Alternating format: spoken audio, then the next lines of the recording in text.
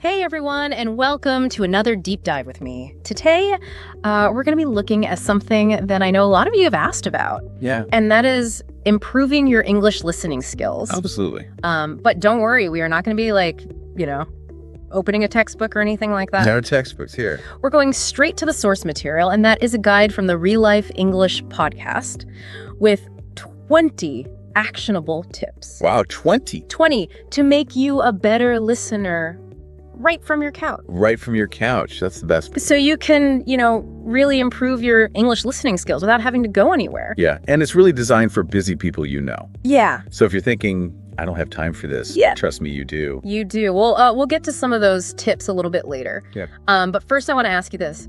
How many times have you heard a song? Okay. And then later you found yourself singing along to it without even realizing that you knew all the lyrics? Oh, yeah, all the time. All the time, right? It happens all the time. And it's because our brains are constantly absorbing language, Right. even passively. And passively. So this guide, one of the things that it really emphasizes is this idea of background English. Okay. So surrounding yourself with English content, even when you're not actively sitting down and studying. Right. Does that make sense? Absolutely. So you're saying Yeah. I could have an English podcast on. Yeah, or a radio show, or, Okay. while I'm doing something else, like cooking dinner Yeah, or exactly. folding laundry, It might seem like you're not paying attention, but your brain is actually still working in the background. picking up those sounds. Yes, and the rhythms. Yeah. Pronunciation, common phrases. I mean, that's really a relief to hear. Oh, yeah. Because sometimes I feel like if I'm not sitting down and actively, focusing on every single word, then I'm not really learning. I know. But this guide is saying, no, it's okay to have that background English. Yeah, just kind of let it Let it soak in. soak in. Yeah. But of course, there are going to be times when we want to actively, do some listening practice. Absolutely. Right? Yeah. So the guide also talks about active listening techniques. Uh-huh. And one that it recommends is something called pause and repeat. Pause and repeat. Okay? Have you heard of this? I have heard of this. Yeah. So it's basically you listen to a short audio clip in English. Okay. You pause it, Mhm. and then you repeat what you heard, Okay. focusing on Pronunciation. pronunciation Yeah. and getting that sentence structure correct. So it's like going to the gym for your ears. Yes. It's like a workout Yeah. for your ears and your tongue. Absolutely. So for example, let's say you were listening to a news report and you heard the phrase, Okay. the economy experienced a significant downturn. Oh, Instead of just letting it wash over you, you would pause, right. break down that sentence, and try to repeat it Got it. with the same intonation and clarity. Wow. Yeah. So you're really embodying that language. Mhm. Okay. I like that. Right. Yeah. Okay. So I'm already feeling a little bit more motivated Yeah. to work on my listening skills. But Yeah. what if I'm, watching a movie Right. and I'm struggling to keep up with the dialogue? That happens to me. Yeah. Yeah. I mean, does this guide have any advice for that kind of situation? It does. And it might seem counterintuitive, Okay. but it actually suggests using subtitles strategically. Strategically. Yes. So Right. how? How so? Instead of immediately jumping to English subtitles, Okay. start with subtitles in your native language. Oh. So that helps you to just understand the general plot, what's going on. Right. Then on your second viewing, switch to English subtitles. Oh, okay. And you'll find yourself recognizing words and phrases that you already saw in your native language. So you're kind of training your brain to connect the written form Yes. with the spoken form. Right. I actually tried something similar with music. I started reading the lyrics while I was listening to English songs. Oh, that's great. And it really helped me to understand the pronunciation, Yeah. some of the slang that's used in Oh. casual conversation. Yeah. So is that something that this guide touches on as well? You're ahead of the game. The guide emphasizes the power of music for learning English, Really? especially for picking up those informal phrases and getting a feel for the natural rhythm of the language. It's fun too. Yes. I mean, who doesn't love discovering new music? Right. But what about those times when I'm not watching TV or listening to music? Okay. Are there ways to practice English listening in those little pockets of downtime Mm-hmm. throughout the day? There are. And this is where technology comes in. Okay. So the guide recommends exploring language learning apps. Okay. And there are some amazing ones out there. I know I've heard of a few, Yeah, but I get a little bit overwhelmed. I know. There's so many. There's so many. Yeah. What are some that this guide specifically recommends? It highlights 3 popular ones. Okay. Duolingo, Okay. LingQ, and LSA. Okay, so 3 very different. Yes, each one offers a unique approach. Yeah. So, Approaches. yes, Duolingo is great for gamified learning. Gamified. Oh, Yeah, so you earn points, fun. you unlock new levels as you progress. It's like a game. It is a game. Yeah. It's very fun, and they do a great job teaching vocabulary through visual associations and interactive exercises. So you're not just like looking at a list of words. Yeah. You're actually like interacting with Yeah. the words. Yeah. What about LingQ? LingQ is all about immersion through authentic content. Okay. So they provide a vast library of articles, podcasts, even audiobooks, Yeah. all transcribed and translated. That's- So you can click on words you don't know to get definitions. Oh, that's helpful. Yes, very helpful, and see them used in different contexts. So it's perfect for people who want to learn through real world examples. Exactly. Rather than just memorizing word lists. What was that last one again? The LSA. LSA. And this one is specifically designed for pronunciation improvement. Oh, so this is like really helping you to Fine tune it. fine tune your Accent and intonation. Okay. And it uses AI technology to analyze your speech and give you personalized feedback. I mean, that sounds incredibly helpful. It is. Especially for someone like me who sometimes struggles with certain sounds. I understand. But what if I don't want to just rely on apps? Okay. Are there any other tech tools Yeah. that this guide suggests? Definitely, you can use dictation software to check your pronunciation. Dictation software. Okay. So you just speak into the microphone Okay. and see if the computer transcribes your words correctly. So it's like having a digital pronunciation coach It is. right on your computer. Right on your computer, yes. That's such a simple yet brilliant idea. I know, right? I mean, it's amazing how technology can be Yes. such a valuable asset Yeah. for language learning. It is. But I also want to make sure I'm not just listening passively. Right. Right. Are there any techniques that this guide recommends for like really engaging with the material and like making sure that it sticks? There are. And one of the most effective strategies is active note-taking. Note taking. Yes. I usually think of note taking as something that I do for like lectures Lectures or meetings. or meetings. Right. But how does it apply to listening practice? Think of it as a way to train your brain to extract key information and organize your thoughts. Okay. So while you're listening to a podcast, for example, jot down the main points. Okay. Any new vocabulary words or even just questions that come to mind. Yeah. This just forces you to actively process the information. Right. Instead of just Yeah. letting it go in one ear and out the other. Exactly. You're having a conversation with material. I like that. Yes. So you're not just a Passive observer. Yeah. You're actually like interacting with it. Yeah. But speaking of conversations, Okay. what about like practicing spoken English Yeah. alongside listening? Yeah. Does this guide have any tips for that? It does. And it encourages you to think of it as real life simulations. Real life simulations. Okay. So imagine you're at a restaurant Mhm. and you want to order food. Okay. Instead of just thinking about it in your head, Yeah. actually speak the sentences out loud, Okay. practicing what you would say to the waiter. So I could be like, I'd like to start with the soup, please. Exactly. Or, you Yeah. know, could I also get a glass of water? Yes, and the more you practice these common scenarios, the more confident you'll feel Right. when you encounter them in real life. You'll be prepared. You'll be prepared. You can even record yourself speaking and compare it to native speakers Oh, okay. to identify areas where you can improve. So you're saying I should be like talking to myself in English? Yes, I mean, it sounds a little crazy, I know. but I guess it makes sense. It does. And I can do that in the privacy in the privacy of my own home of your own home. Yeah. without feeling self-conscious. Right. And that's the beauty of it. Yeah. You're creating a safe space to experiment and make mistakes without judgment. And this guide is full of these practical tips that you can implement immediately. Yes. It even suggests trying something called shadowing. Shadowing. Have you ever heard of that? Shadowing. That sounds intriguing. Mm. What exactly does that involve? So it's a technique where you listen to a native English speaker Okay. and you try to repeat what they're saying simultaneously. Simultaneously. Yeah, like mimicking their tone, their speed, even their intonation. So it's not just about understanding the words, but it's about like embodying the way Embodying that it. they speak. Exactly. That sounds like a real challenge, It is a challenge. but also incredibly beneficial. it is, think of it as an acting exercise for your voice. Okay. It helps you internalize those subtle nuances of pronunciation and delivery, and it makes you sound more natural and fluent. I can see how that would be like a game changer. It is. especially when it comes to sounding more like a native speaker. Yes. The guide also mentions online role-playing for practicing specific scenarios, right? Yes, and this ties in nicely with the real-life simulations concept we talked about earlier. Okay.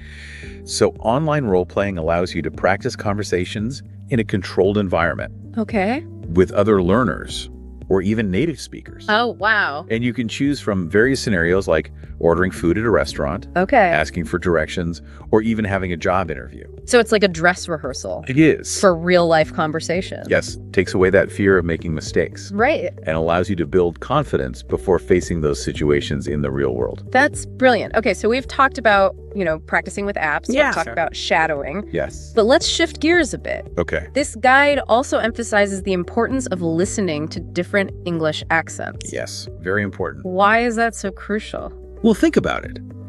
English is a global language spoken in countless countries Right. with varying accents and dialects. Yeah. So if you only ever listen to one type of accent, you'll likely struggle when you encounter someone with a different pronunciation. Or intonation. Or intonation, exactly. Yeah, that makes perfect sense. I've definitely experienced that before. Oh, yeah. Like, I remember watching a British TV show Okay. and, feeling completely lost at times. Yeah. Because I was so used to American English. Exactly. Yeah. So by exposing yourself to a variety of accents, British, American, Australian, Irish, South African, Indian, and so on, Wow, so many. you're essentially training your ears to decode different ways of speaking English. So it's like expanding your listening vocabulary. It It's is. not just about learning new words, but Okay. it's about understanding how those words can sound different Exactly. depending on the speaker's background or region. Exactly. It makes you a more versatile and adaptable listener overall. Do you have any personal experiences with encountering an unfamiliar accent? Well, definitely. And how you kind of overcame that challenge? I once attended a conference in Scotland, Okay. and at first had a really hard time understanding the local speakers. Yeah. The rhythm and intonation of their speech was so different from what I was used to. Right. But after a few days of being immersed in that environment, Uh-huh. my ear adjusted and I was able to follow along much better. So it just takes time It does. and exposure. Yeah. Okay, well, that's encouraging to hear because it shows that our brains are remarkably adaptable. They are. Right.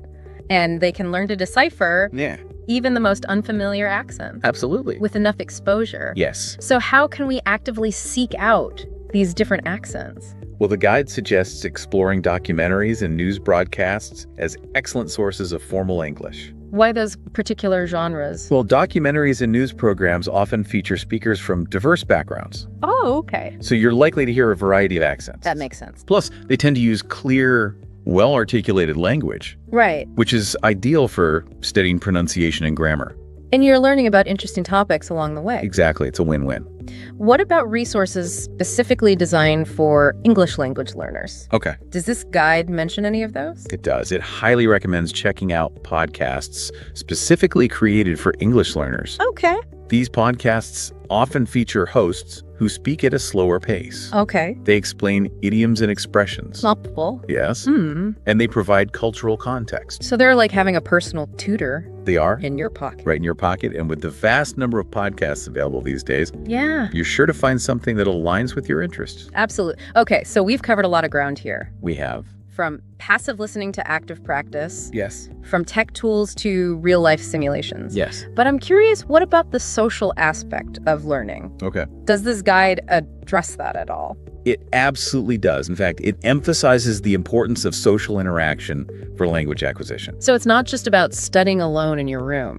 Exactly. Yeah. It's where you get to put all your skills into practice, Okay. receive feedback, and learn from others in a real-world setting. So the guide suggests exploring online language communities. Yes. Like forums or social media groups dedicated to English learning. Exactly. Okay. These platforms offer a supportive environment where you can connect with fellow learners from around the world, Yeah. share tips and resources, and even practice your speaking and listening skills. I love that idea Yeah. because it creates a sense of community Yes, and shared purpose. it does. It can be so motivating to learn alongside others who are on the Chunks. same journey. Absolutely. The guide also mentions language exchange programs, right? Yes, and this is a fantastic way to get immersive practice with a native speaker. Okay. So you partner with someone who wants to learn your language, Yeah. and you both get the benefit of practicing your target language in a real-world setting. It's a win-win situation. It is. You get to help someone else while simultaneously improving your own language skills. Exactly. And who knows, you might even form lasting friendships along the way. I love that. And that's what makes language learning so rewarding. It is. It's not just about acquiring a skill. Right. It's about connecting with people and cultures Yes. and ideas from around the world. I like that. So we've covered a wide range of tips and strategies today, We have. from setting the stage for effective listening Yes. to leveraging technology and embracing the social aspects of language learning. Absolutely. And the key takeaway is that there's no one-size-fits-all approach. Right. It's about finding what works best for you, experimenting with different techniques, and making the learning process enjoyable. I love that it's all about finding your own rhythm and making learning a joyful experience. Yes. Make it fun. But before we wrap up, I want to touch on one more thing that this guide emphasizes, and that is consistency. Ah, yes. The cornerstone of any successful learning endeavor. It's not about cramming everything No. into a few marathon sessions, Right. but it's about making small, consistent efforts Over time. over time. So Yeah. even dedicating just 15 minutes a day Yeah. to listening practice can make a significant difference in the long run. Absolutely. Think of it like exercise. Okay, You wouldn't expect to run a marathon overnight, right. but by running a few miles each day, Uh-huh. you gradually build up your stamina and endurance. Okay, The same principle applies to language learning. that's a great analogy. By listening to English consistently, even in short bursts, you're training your ears, expanding your vocabulary, and strengthening your comprehension skills over time. That makes me feel much less overwhelmed. Good. Because it's not about making these drastic changes overnight. No. It's about just making small, sustainable habits Exactly. that will ultimately lead to fluency. Yes, and remember, you don't have to do everything at once. Right. Choose a few tips that resonate with you, implement them into your daily routine, and then gradually add more as you feel more comfortable.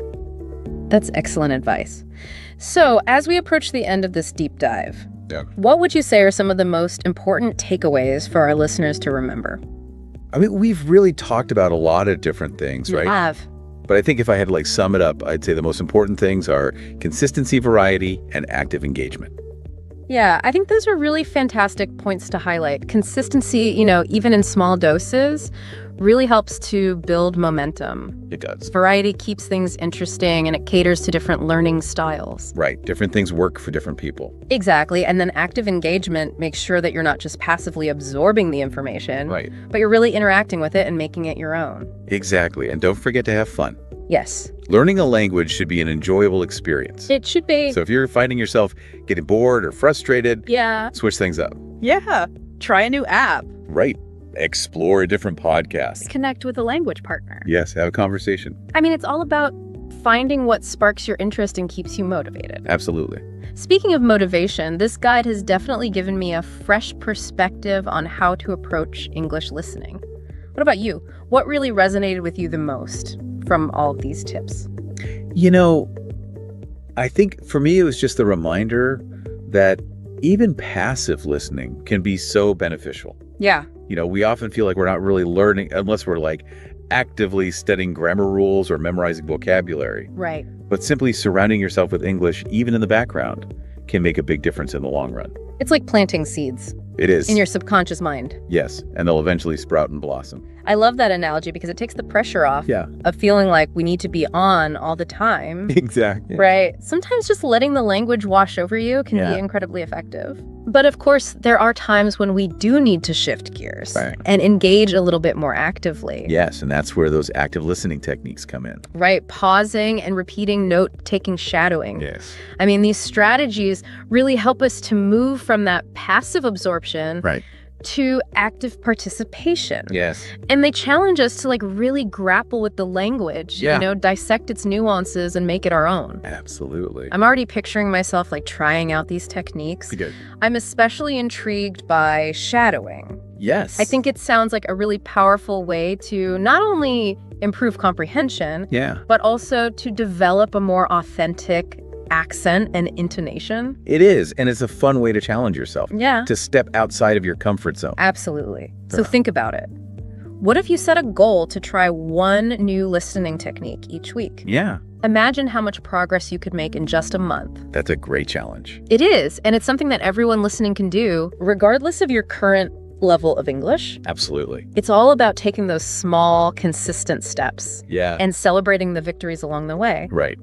So as we wrap up this deep dive, Okay. I just want to remind everyone that this is just the beginning of your listening journey. It is. There's a whole world of English content out there Yes. waiting to be explored. Waiting to be explained. From podcasts and audiobooks to movies and TV shows, Right. from online communities to real-life conversations. Yes. So go forth, dear listeners, and embrace the power of listening. Experiment, have fun, and don't be afraid to make mistakes. Absolutely. Because every stumble is an opportunity to learn and grow. It is. Until next time, keep those ears open and those learning spirits high.